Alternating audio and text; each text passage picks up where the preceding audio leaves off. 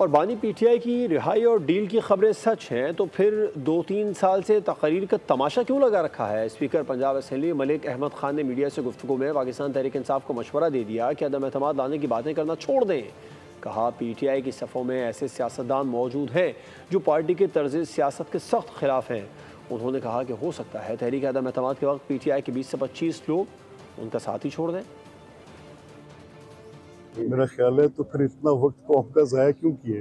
ये इतना हिजान, इतना शोर शराबा, इतनी तकारीरें, ये जो पीछे पूरे 3-4 साल से एक ड्रामा लगाया हुआ है, तो फिर उसकी जब ये बानी चेयरमैन या चेयरमैन वटेवर जो भी आपने कहते हैं, तो वो फिर ये क्यों लोगों को भड़काया। ऐसा को काम करेंगे तो मैं यकीन से आपको कह सकता हूँ उनके अपने वोटों में से काफ़ी सारे वोट नहीं मिलेंगे, क्योंकि उनको इस तरह सियासत पे बड़ा शदीद एतराज़ है। कोई ऐसा काम ना करना, 20, 22, 25, 30 किसी हद तक तो बात जा सकती।